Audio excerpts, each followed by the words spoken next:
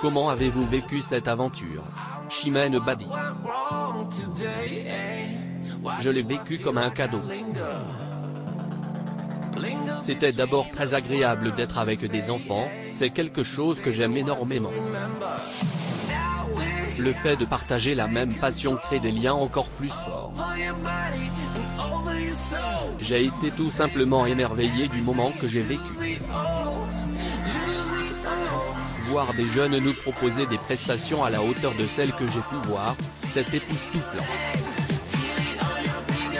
J'avais le cœur qui s'emballait, ils m'ont toutes et tous rappelé pourquoi je faisais ce métier.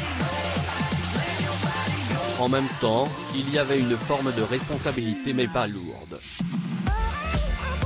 Évidemment que c'est une compétition, qu'il y a un jugement mais on n'oublie pas qu'on a des enfants en face de nous. J'ai été touché d'être là, bouleversé et embarqué aussi. Qu'est-ce qui vous a le plus frappé? D'être face à des enfants passionnés, qui ne réfléchissent pas. Ils sont très authentiques, pas dans le calcul. Il y a une forme d'innocence encore, et de naïveté que j'ai beaucoup aimé. Et en même temps, quand ils posent le pied sur la scène, ils sont déjà totalement ancrés dans ce qu'ils veulent nous proposer.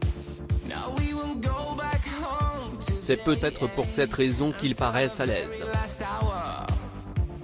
Et puis ce sont des enfants qui évoluent avec les réseaux sociaux. Ils sont déjà en train de s'imaginer plus loin, leur route est comme tracée. Il faut du courage, une forme de culot, pour venir dans une aventure pareille, face à un jury de professionnels, un public.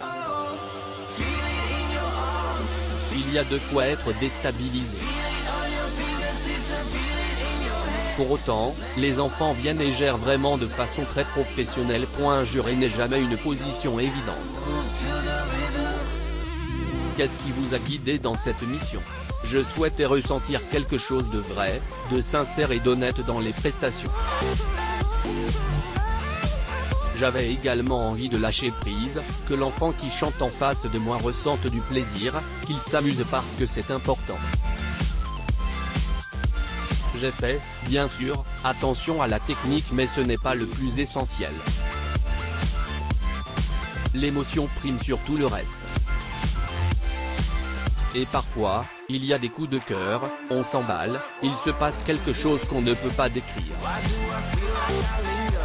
À lire également Burrell, gagnant de The Voice Kids, je n'écoute presque jamais de musique. À quoi ressembliez-vous à leur âge? J'étais une enfant qui passait son temps à travailler son art. Je chantais sans cesse, j'étais passionné. Je me rappelle qu'à la maison, nous n'avions qu'une télé mais j'étais toujours prioritaire quand passaient des émissions de divertissement, de chansons, ou des concours avec des enfants. Si j'avais eu l'opportunité, à cette époque-là, de pouvoir vivre une aventure comme Prodige Pop, je l'aurais saisi. Vous serez les 27 et 28 octobre aux Folies Bergères, Paris, avec votre projet Chimène Badi chante Piaf. Est-ce une artiste qui touche, selon vous, la nouvelle génération? Cette année, j'ai été très étonné de croiser en concert et dans les séances de dédicaces des enfants, bouleversés par le répertoire d'Edith Piaf. Ces chansons ont un côté ritournel qui leur plaît beaucoup. Je suis heureuse de voir qu'on peut continuer à transmettre ce patrimoine. C'est aussi le but de cet hommage que je lui rends. D'ailleurs, vous sortez une nouvelle édition de votre album, Chimène chante Piaf, le 6 octobre. Oui. À l'intérieur, j'ai tenu à glisser une lettre pour expliquer ma démarche à mon public, qu'il y avait comme un sentiment d'inachevé après la sortie de l'album en janvier dernier.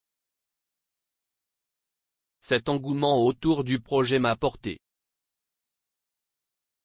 Et puis, j'avais envie d'inviter les copains sur cette intégrale, pour partager avec moi des duos. Je ne l'avais jamais fait par le passé, sur un album. Je trouvais que c'était l'occasion d'enregistrer des chansons de Piaf moins connues du grand public. j'avais envie de m'amuser et de terminer cette aventure en musique.